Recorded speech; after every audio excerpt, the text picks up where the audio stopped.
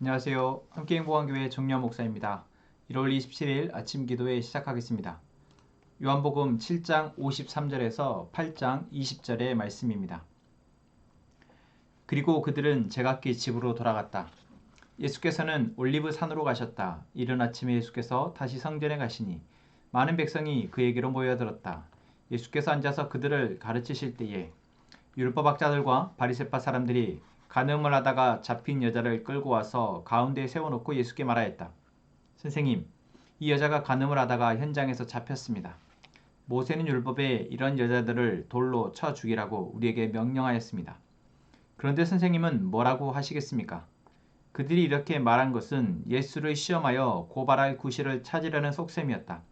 그러나 예수께서는 몸을 굽혀서 손가락으로 땅에 무엇인가를 쓰셨다. 그들이 다그쳐 물으니 예수께서 몸을 일으켜 그들에게 말씀하셨다.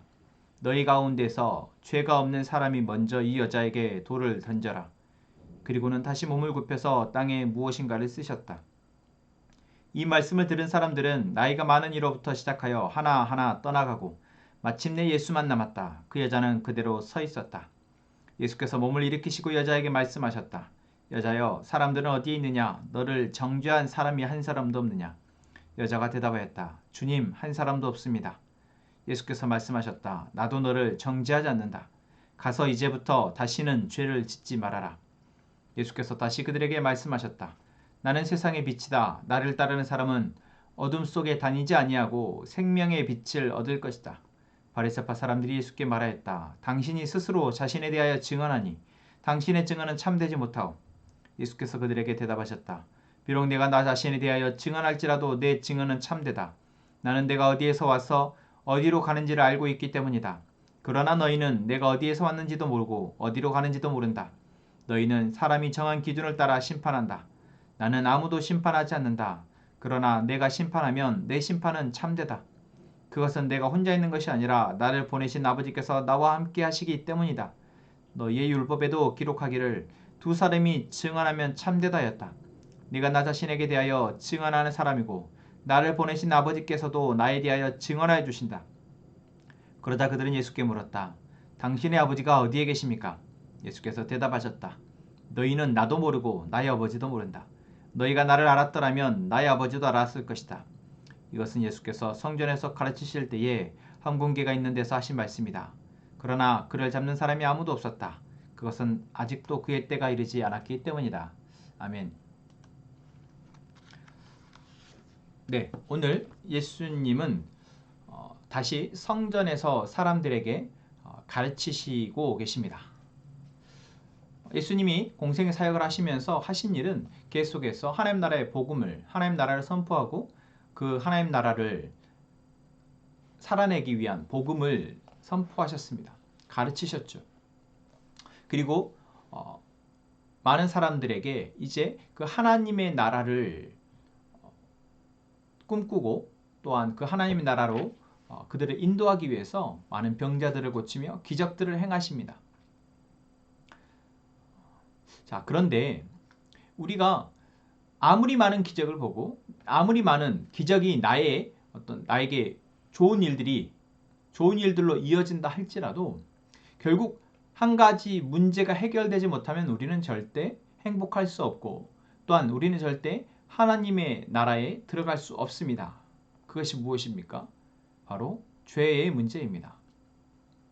내가 아무리 많은 부를 가지고 있고 내가 아무리 많은 능력을 가지고 있다 할지라도 또 내가 아무리 선하게 살고 있다 할지라도 내가 나의 죄 문제에 대해서 자각하지 못하고 내가 죄인임을 자각하지 못하고 이 죄 문제에 대해서 오직 해결할 수 있는 분이 하나님이 보내신 예수 그리스도 한 분이심에 대해서 모르면 그것을 깨닫지 못하면 우리는 그 어떠한 것도 소용이 없다라는 사실을 잊지 말아야 합니다. 자, 오늘 본문에서 한 사건이 등장합니다. 이 사건은 예수님이 성전에서 사람들에게 가르치고 계실 때에 이제 예수님을 또 모함하기 위해서 예수님을 잡을 구실을 만들기 위해서 바리새파 사람들이 이제 가늠하다 현장에서 잡힌 한 여인을 예수님께 끌고 나옵니다. 누가 봐도 명백하게 죄인이라는 것이 드러난 상황에서 예수님이 이 사람에 대해서 어떻게 하실 것인지를 보고자 함이죠. 그래서 이 여인에 대해서 예수님이 모세의 율법대로 정죄해야 된다. 돌로 쳐서 죽여야 된다라고 판단을 내리면 이제 예수님이 해왔던 그런 그동안 사랑의 메시지 이런 것들이 다 거짓말이다라고 공격할 것이고, 그렇다고 이 여인을 용서하자라고 말을 한다면 이 역시 모세의 율법을 어기는 것이 되기 때문에 또한 공격의 구실로 삼으려고 하는 것이죠. 자, 그런데 우리는 여기에서 중요한 것은 이 자리에 있는 사람들이 모두가 다 죄인이다라는 것입니다. 예수님은 그것을 너무나 잘 알고 계셨고, 또한 이 자리뿐만 아니라 이 세상에 살아가는 모든 사람들은 죄인이고, 이 죄의 문제를 나의 스스로의 힘으로는 절대 해결할 수 없다는 사실에 대해서 예수님은 알고 계셨기 때문에 이들에게 전곡을 찌르는 질문을 하십니다. 누구든지 죄 없는 자가 먼저 와서 돌로 치라. 이럴 때 아무도 먼저 나서서 돌을 들어서 그 여인을 치지 않았다는 사실은 사실 어쩌면 이게 놀라운 일입니다. 우리가 지금 이 시대에 어떤 방송을 보거나 또는 어떤 시대적 분위기나 문화 속에서 자기 죄가 있지만 다른 사람들을 정죄하고 죽이는 일에, 끌어내리는 일에 앞장서는 사람들을 참 많이 보지 않습니까? 그런데 오늘 이들이 예수님 앞이어서 그랬는지 그 누구도 먼저 돌을 들어서 이 여인을 향해, 명백히 가늠하다 현장에 잡힌 이 여인을 향해서 정죄하지 않았다라는 것입니다. 저는 이것이 바로 모든 인간에게 있는 양심에, 바로 내 안에 조금이라도 죄가 있다라는 것을 부인할 수 없게 만드는 그 양심의 작용이라고 생각할 수 있습니다. 그리고 그것이 다른 사람도 앞도 아닌 예수님 앞이었기에 이들은 그것을 숨길 수가 없었던 것이죠. 그래서 아무도 이 여인을 향해서 돌로 던지지 못하고 다 떠나갑니다. 이제 이 여인 혼자 남았습니다. 그리고 예수님은 이 여인에게 나도 너를 정죄하지 않으니 이제는 가서 다시는 죄를 범하지 말아라 라고 말씀하십니다. 자, 여러분, 그런데 여기서 한 가지 의문이 들지 않으십니까? 그럼 이 여인은 이제 죄를 짓지 않았을까요? 예수님이 이렇게 말씀하셨으니, 어쩌면 죽을 위기에서 건점을 받았으니 이 여인은 죄를 짓지 않았을까요? 아니요, 그렇지 않았을 겁니다. 분명 이 여인은 또 죄를 지었을 가능성이 많습니다. 그런데 왜 예수님은 이 여인에게 이제 너가 죄를 짓지 않으려면 나를 따라와야 한다 라고 말씀하시지 않고 이 여인을 가서 죄를 짓지 말라 하고 보내시고 계시는 걸까요? 아니, 이 여인뿐만 아니라 사실 예수님이 어쩌면 하나님의 아들 또는 구원의 어떤 주체로서 이 땅에 오셔서 하시는 그 일이 뭔가 확실하게 이들을 구원하고자 하시는 보다는 뭔가 좀 미심쩍게 또는 뭔가 부족해 보이는 듯 사람들에게 하고 계시다라는 것 혹시 느끼시지 않습니까? 정말 뭔가 더 하나님으로서 정말 온 인류를 구원하기 위해서 이 땅에 오신 존재로서 좀 더 확실하고 분명하게 예수님의 일을 하실 수도 있을 텐데 그러지 않고 계시다라고 저는 보여집니다. 이 여인에게 대해서도 사실 이 여인이 그냥 간다고 해서 죄를 짓지 않을 수 있겠습니까? 이미 가늠하다 현장에서 잡혔습니다. 그렇다면 이 여인의 삶이 많이 무너진 상태였을 테고 마음이 많이 죄악적으로 쏠려있는 상태였을 텐데 이 한 번의 건짐을 통해서 이 여인이 앞으로 죄를 짓지 않을 수 있을까요? 그러지 못했을 겁니다. 그런데도 예수님은 보내셨다라는 것이죠.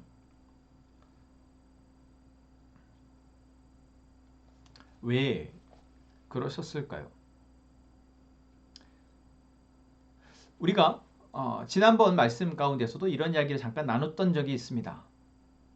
예수님이 계속해서 많은 사람들에게 구원에 대해서 이야기를 하시지만 결국 그 구원에 대해서 또 하나님 나라에서 얘기하는 것들을 사람들은 알아듣지 못하고 깨닫지 못합니다. 그런데 결국 예수님이 십자가에 죽으시고 부활하셔서 이제 구원을 완성하신 그 이후 예수님이 하셨던 그 많은 말들과 기적들이 제자들에게, 예수님을 따랐던 사람들에게 이제 그 의미가 깨달아지고 힘이 되어졌다라는 것입니다.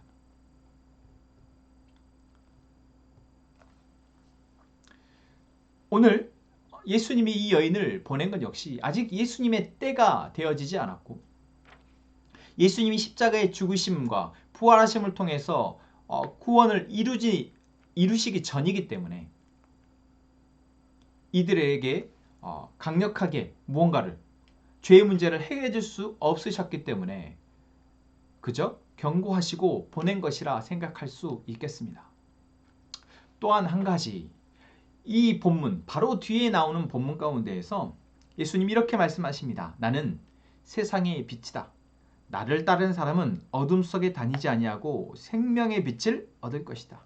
저는 여기에서 이 여인에 대한 어떤 궁금증을 가지고 왜 보내셨을까라는 궁금증을 가지고 그 다음 본문, 이 본문을 딱 읽는데 그렇구나. 모든 인간은 자신의 죄의 문제를 해결할 수 없습니다. 한 번의 어떤 구원받은 경험 또는 한 번의 기적을 경험했다고 해서 또 한 번 하나님의 뭔가 나에게 은혜를 베푸셨다라는 것들을 내가 강력하게 알 만큼의 큰 나에게 좋은 일이 있다고 해서 내가 죄를 짓지 않을 수 없다라는 것입니다. 그렇다면 우리가 죄의 문제로부터 구원받고 이제 죄의 문제에서 자유로워질 수 있는 방법은 무엇일까요? 그렇습니다. 빛이신 예수 그리스도를 따라가는 것입니다. 예수님을 따르는 것입니다. 온 세상이 죄로 가득하고 온 세상이 어두울 때 그 어둠 속에서 결국 우리가 따라가야 할 것은 빛 대신 예수 그리스도이신 거죠. 내 존재가 죄를 짓지 않을 수 있는 존재가 된 것이 아니라 우리가 예수 그리스도를 따라갈 때 죄의 문제가 우리를 사로잡지 못한다라는 것입니다. 이 여인에게 예수님은 나를 따라와라. 이제 너가 나를 따라왔을 때 죄를 짓지 않을 것이다 라고 말씀하시지 않지만 이 여인 다음에 나온 이 본문을 통해서 우리는 지금 이 시대의 우리에게 내가 나의 죄의 문제를 해결할 수 없음에 대한 고백이 우리에게 있고, 그리고 이제 이 문제를 해결하기 위해서 내가 선택할 수 있는 유일한 방법, 해결책은 바로 예수 그리스도를 따라가는 것임을 우리에게 말씀해 주고 계시는 것입니다. 여러분, 오늘 우리는 내가 나의 연약함, 나의 부족함, 또한 이 세상의 죄 가운데에서 언제든 우리 안에 있는 죄의 문제가 우리를 넘어뜨릴 수 있고 사망에 이르게 할 수 있다는 것을 고백하는 사람들 되기를 원합니다.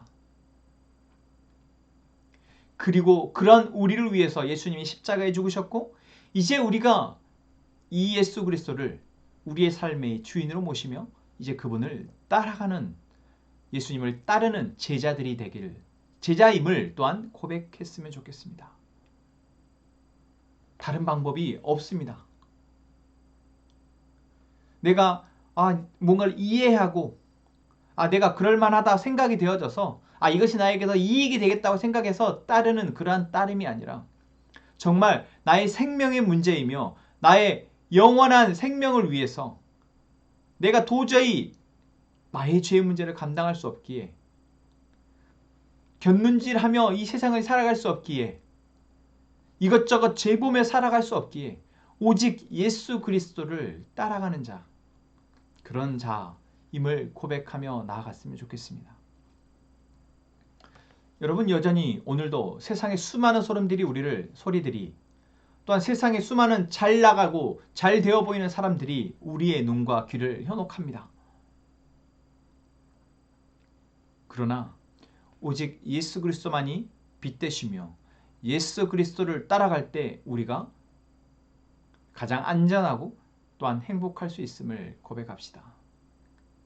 그리고 곁눈질하지 말고 그분을 따르는, 어떻게 하면 내가 그분을 바짝 뒤쫓아 따라갈 수 있을지, 여러분 오늘 나의 시간 가운데, 나의 하루 가운데 어떻게 내가 예수님을 따를 수 있을지 여러분 함께 고민하며 따라가는 저희가 되기를 소망합니다. 우리 오늘 이 찬양 하면서 함께 기도했으면 좋겠습니다. 어두워진 세상길을 주님 없이 걸어가다 나의 영혼 어두워졌네. 어느 것이 길인지 어느 것이 진리인지 아무것도 알 수 없었네. 주님 없이 살아가는 모든 삶 실패와 좌절뿐이네. 사랑하는 나의 주님 내 영혼 눈을 뜨게 하소서. 열려라 의 바다 열려라 눈을 뜨게 하소서. 죄악으로 어두워진 나의 영혼을 나의 눈을 뜨게 하소서. 아무것도 알 수 없고 아무것도 볼 수 없고 아무것도 들을 수 없네. 세상에서 방황하며 이리저리 헤매일 때 사랑하는 주님 만났네. 어두웠던 나의 눈이 열리고 막혔던 귀가 열렸네. 답답했던 나의 마음 열리고 나의 영혼 살리네. 열려라 의 바다 열려라 눈을 뜨게 하소서. 죄악으로 어두워진 나의 영혼을 나의 눈을 뜨게 하소서. 열려라 의 바다 열려라 눈을 뜨게 하소서. 죄악으로 어두워진 나의 영혼을 나의 눈을 뜨게 하소서. 아멘. 하나님, 우리가 죄를 짓지 않을 수 없음을 압니다. 우리는 어쩔 수 없는 죄인입니다.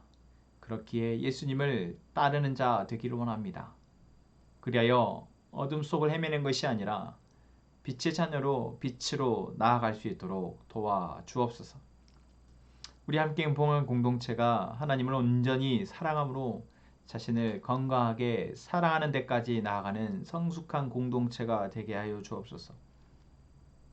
하나님, 정종훈 형제, 유양심 자매, 그리고 유채 자매, 권희 형제 가족을 위해서 기도합니다. 하나님, 이 가족 안에 어둠이 물러가게 하시고 빛이 가득하게 하여 주옵소서. 빛을 따라가는 믿음의 가족 되게 하여 주옵소서. 하나님, 우리가 각자의 기도 제목을 가지고 하나님 앞에 기도합니다.